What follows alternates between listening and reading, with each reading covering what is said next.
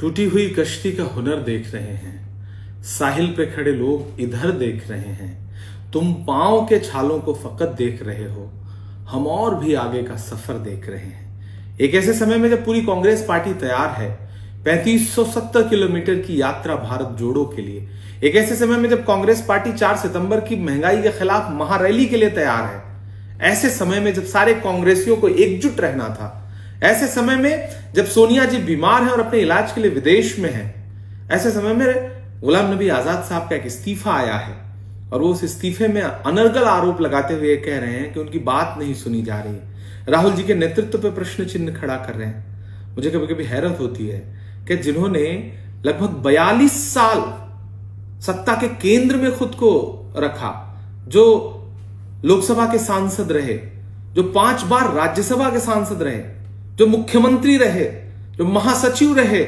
जो उत्तर प्रदेश समेत कई सारे बड़े राज्यों के प्रभारी रहे, वो आज ये कह रहे हैं कि उनकी बात नहीं सुनी जा रही। वो आज ये कह रहे हैं कि कोई स्टाफ जो है वो राहुल गांधी जी को संचालित कर रहा है।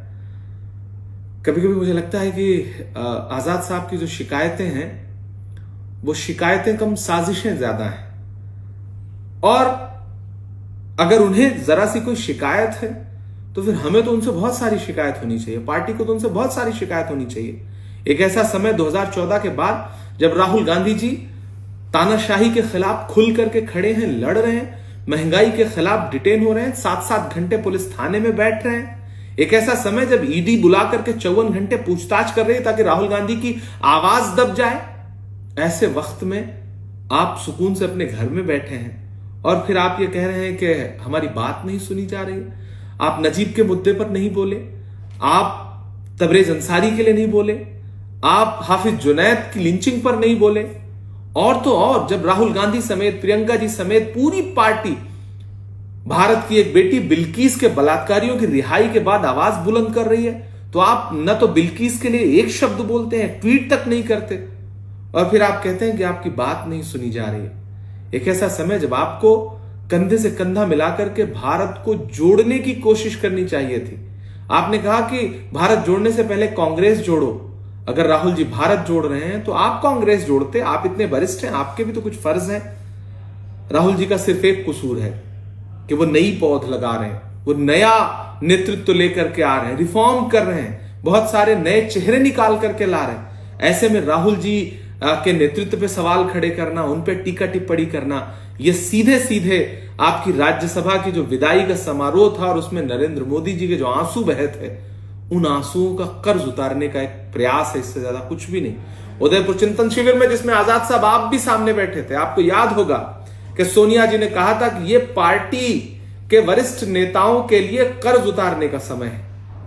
क्या यही कर्ज उतार रहे हैं आप कि सोनिया जी बीमार है और आप त्यागपत्र दे रहे हैं, और वो भी त्यागपत्र 5 पन्नों का निबंध जैसा।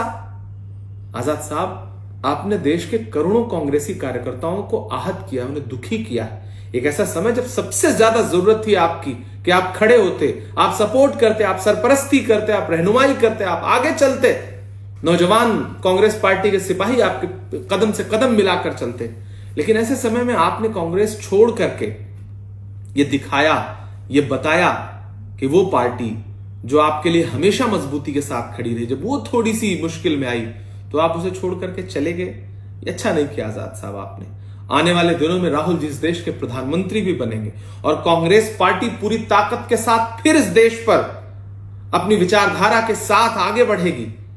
उस वक्त में आप पछताएंगे और उस वक्त हम आपसे कहेंगे कि फलों पर हक जताने आए हो तो यह भी बतला दो, मैं जब पौधों को पानी दे रहा था तब कहां थे तुम।